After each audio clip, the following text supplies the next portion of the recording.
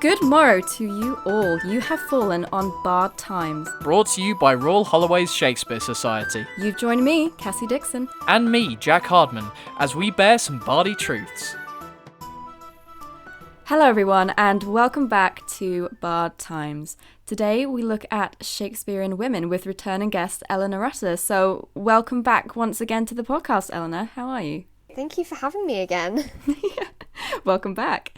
Now, I'm very curious to hear your thoughts for today's subject, because when I say Shakespearean women, I'm not just talking about the heroines and villains in his plays.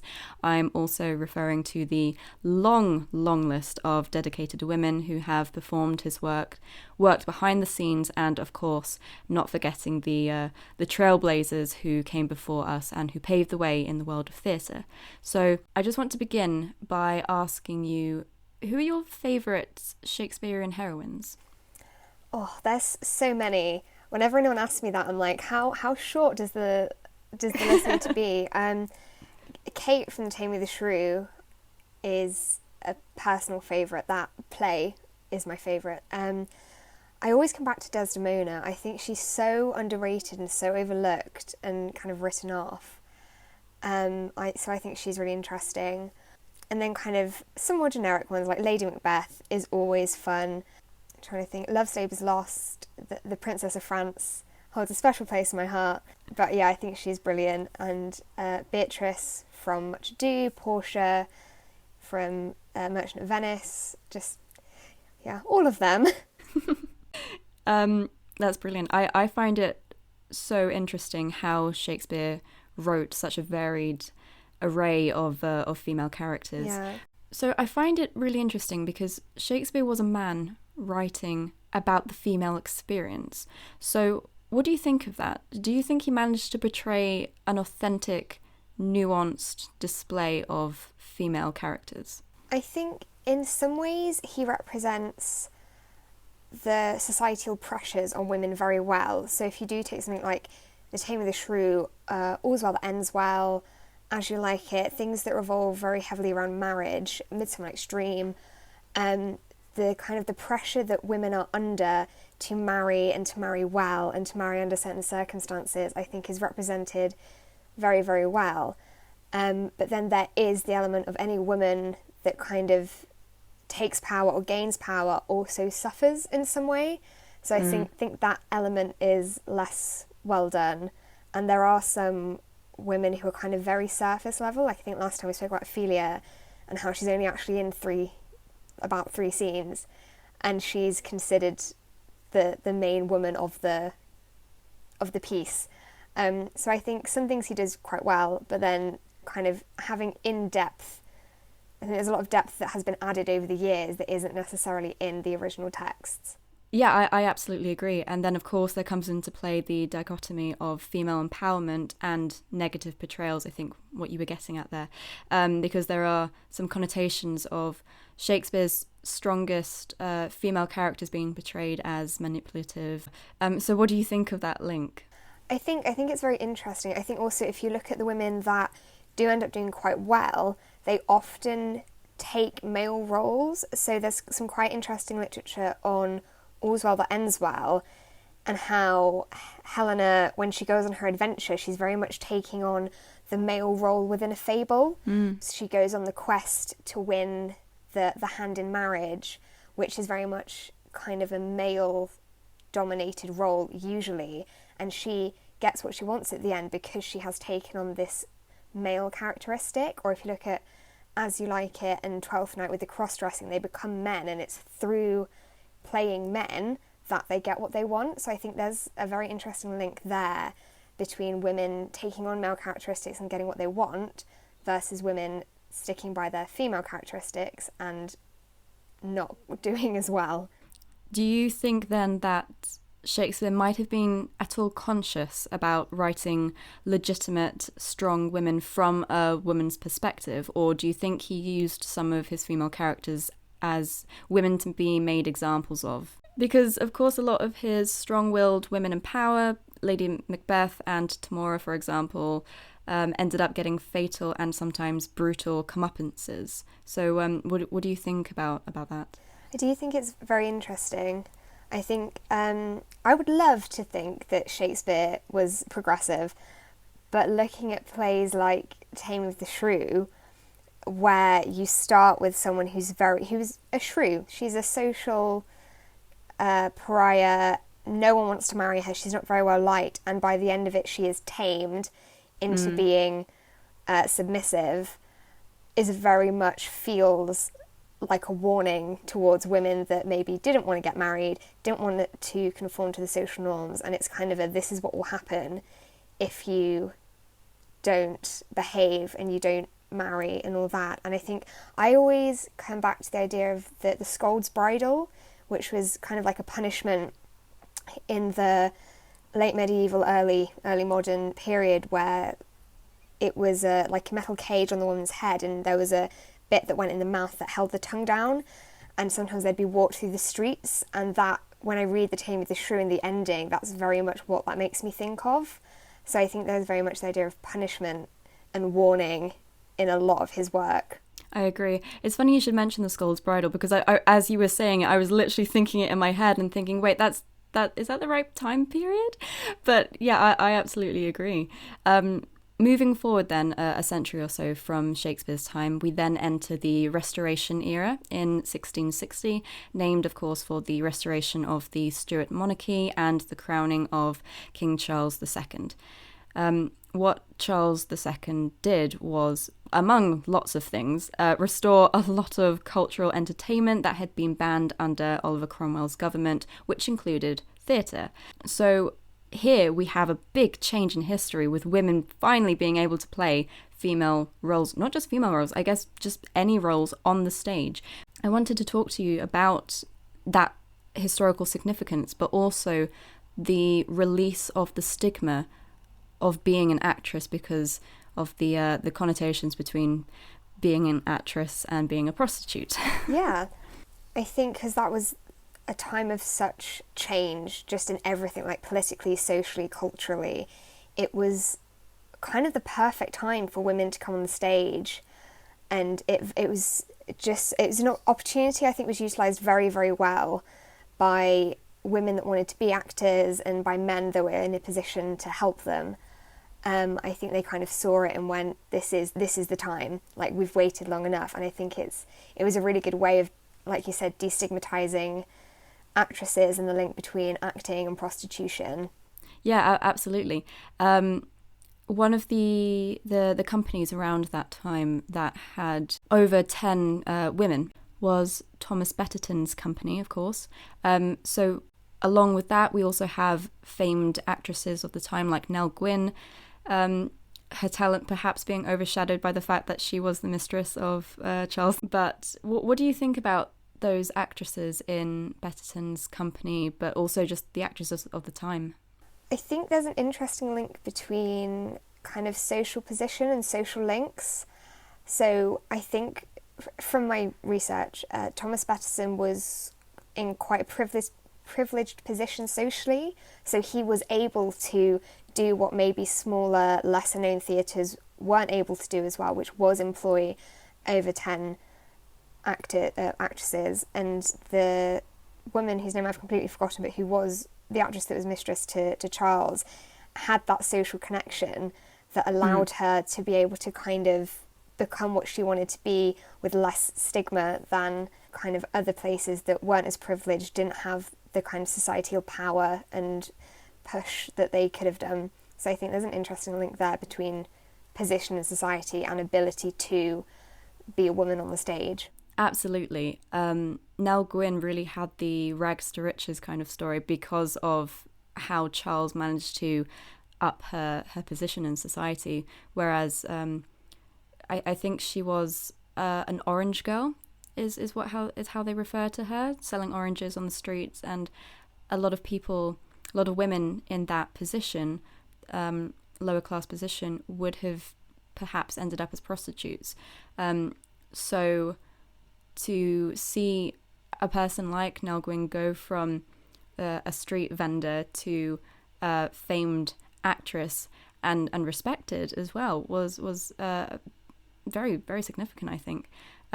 what What do you think of these women as trailblazers? Do you even now consider them inspirations of sorts? I think so, yeah. I think there's a lot of power in recognising your position and knowing how to use it to get where you want. I think quite a lot of people frown on that, but I myself think that that's a very clever way of working what you have to your advantage. So I do consider them inspirational because, like, you have to work with what you've got, and if that's the best way to get where you want to be, back then, because it was such a different time period, it was so much more difficult for women to do things like that. I think they are inspirational and they are trailblazers in the way they want. This is what I want. This is how I get it. You know, I would agree with that. I also consider them inspirations too. But then, of course, you have to consider the other side of things. Unfortunately, we're nearly 400 years later, and women are still making history in the theatre industry by being the first of something. And as great as that is, in retrospect, if you look at it over the span of those 400 years, it's quite shocking that it's still happening today, that there are still firsts happening in this day and age. So what do you think that means to you?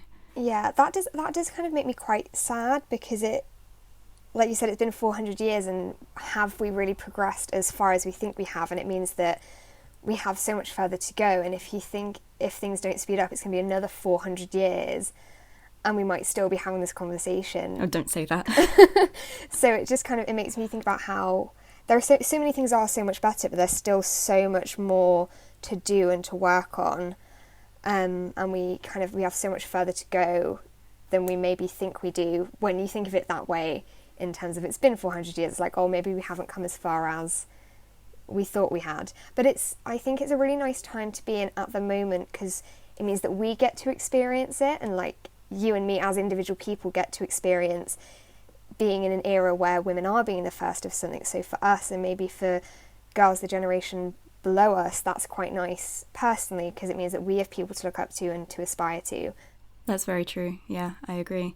So we've spoken a little bit about trailblazers of the past, but I also want to acknowledge some of the more modern ones. With the RSC, the Globe, any other company who actually deals with Shakespeare. So are there any particular female artists of our age that you particularly look up to? I love Michelle Terry. I just think she's absolutely brilliant, and everything she kind of does with the Globe, I just really, really enjoy. And especially Emilia, I know that wasn't her, that was Nicole Charles and Morgan Lloyd Malcolm, but she kind of created a space in which that could be made. And then also Nicole Charles and Morgan Lloyd Malcolm and anyone that was involved in Emilia, I just absolutely adore, because I thought that was phenomenal. And it was really nice, again, to be in a time where I could see that as, because it was a first, kind of telling Emilia's story. And the way it was told on stage was absolutely amazing. So I'd say those three women. And Emma Rice, yeah, she's just great. I think she does some wacky things, and I absolutely love them. I think she really brings the fun to Shakespeare, Emma Rice. I think Michelle Terry for me is much more kind of the academic, interesting, deep dive into Shakespeare, and then Emma Rice is the fun, extravaganza side of Shakespeare. And why wouldn't you love those two? Speaking of Michelle Terry and Emma Rice, there's something very interesting about the artistic director role of the Globe, especially the handing over of the role between the two and the controversy that was surrounding them. So for those of you who are listening who are perhaps not aware of what happened, Emma Rice was appointed artistic director of the Globe back in 2016, but it was announced only a few months into her tenure that she would be leaving in 2018. So Eleanor, what do you think about, as you said, you love both of them, but they did have two very different approaches to the Globe and how the Globe puts on Shakespeare. So what do you think of Rice's attitude towards Shakespeare? Because personally, I think it was fantastic. Yeah, like I said, I love Emma Rice, and that's not to say, from what I said, it's not that I don't think Emma Rice's work isn't academic. It's not that at all. But I do think she possibly missed part of the Globe, and the reason of going to the Globe. It's about the experience that links back to Shakespeare's day.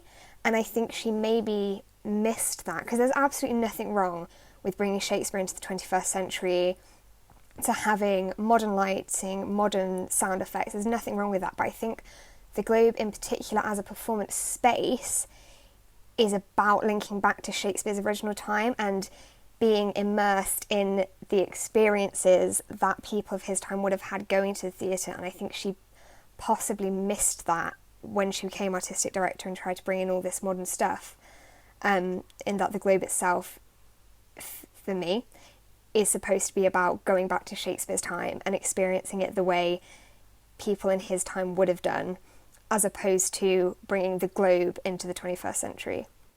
Yeah, I think to a certain extent I can definitely agree with that. But I can't help but think also the Globe just wasn't ready for Emma Rice. Yeah, I think there's definitely an element of that. And if you think about kind of most of the investors are kind of middle to upper class, rich, white, straight men who probably didn't appreciate a woman coming in to try and change things. I also love that what Rice tried to do was reach wider audiences with representation and how she approached different cultures and different backgrounds, which I found very ambitious, but possibly too ambitious for the Globe, unfortunately. I really want to see what she does in the future with Shakespeare, because I think what she can do is absolutely fantastic. But what we do see at the Globe is a continuance of a historical tradition of all male casts, for example, and what we begin to see with Michelle Terry's tenure, for example, is all female productions. So what do you think of the all female productions, for example, put on at the Globe? I think it's almost a way of kind of taking back a very male dominated space, because for so long women could not work in the theatre.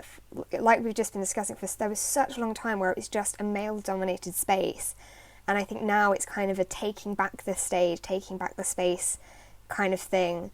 And people will always read gender onto the stage, I think. Like, even if you are playing a man, people will be like, oh, but it's a woman playing a man. There is always that element of it. But I do just really enjoy it.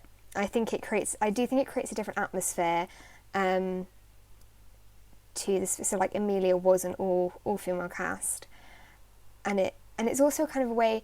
So if you have in the past men playing women in a way that's kind of very stereotypical, now we get to do that kind of thing, and we get to almost make fun of them in the same way. I love thinking of it like that. Yeah.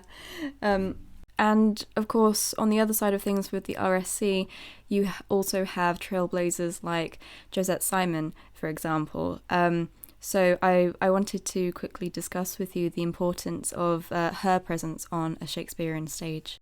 I think with her, it's so much of it is about race and gender and where they intersect, and especially in Shakespeare, and kind of with the RSC being such a centre for Shakespearean study, it's a way for them to show representation and for them to reach wider audiences as well and bring them into Shakespeare. And she herself is just such a powerhouse. She's so captivating to watch. I think she's absolutely amazing. Absolutely, I would agree with that. And I think what is so important with Shakespeare is that intersectionality and the representation. So if you want more trailblazers like Josette Simon, like Michelle Terry, like anybody really, you need to see yourself represented on the stage.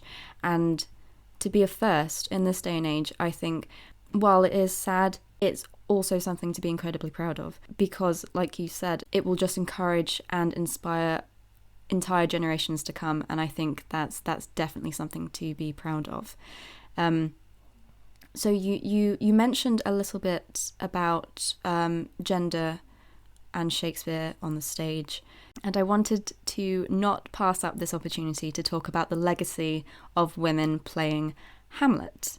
So why do you think Hamlet is the role that you see a lot of women gravitate to or being cast as? Yeah, I think Hamlet marks such a key moment in Shakespeare's writing and in his career, in that it's very much a turn into interiority. So kind of before that, everything about, not everything, but most of his characters had been very external, and they weren't necessarily as layered as we have now added to them.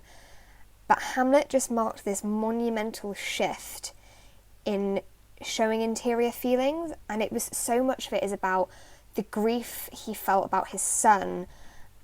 And I just think there's something about there's just an emotionality to Hamlet that I think is just so appealing. I think it's appealing to any actor, but I think there is that element of he's so layered and there's so much you can do with him. He's so meaty that I think that's why it draws people in. And I think especially women, because if you can do Hamlet and do it well, you can kind of do anything. It's one of those conquering things. And I think for women trying to make it in the theatre, if they can do Hamlet, they can prove that they can do absolutely anything. I love that. And of course, Hamlet isn't the only Shakespearean monarch to be played by women in a contemporary sense. Hamlet is more of a historical. There's more of a historical legacy with women playing the role, I think, but especially in today's age, we're starting to see a lot more women play more of the male monarchs. For example, you've got Fiona Shaw as Richard II, Glenda Jackson famously as King Lear. So what do you think gender-swapped productions can tell us about Shakespeare's portrayals of women? For example, the recent 2019 RSC production of The Taming of the Shrew, with the gender swap of Kate and Petruchio, and it emphasises the toxic nature of their relationship. But yeah, what do you think about productions like that? Yeah, I think they're really, really interesting. With the whole women playing male monarchs thing, I think it's really interesting that I've never seen, I'm not saying they don't exist, but I've never seen a version of a woman playing, say, Richard III, but as a woman. It's always them playing it as a man, and I would be really interested to see them play, say, Hal from the Henry plays, but as a woman. I think that would be really interesting. I think maybe that's the next step.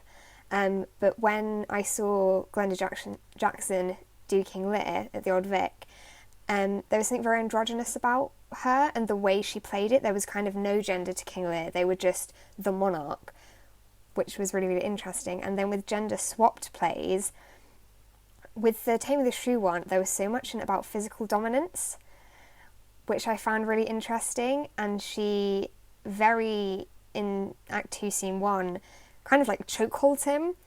And it's very much about still asserting dominance in what is considered a male way, which is really interesting. And then there was a version of Measure for Measure, I think it was at the Donmar Warehouse, with Hayley Atwell, and she played Isabella for the first half, but then in the interval they swapped round and she played Angelo, and they flipped it.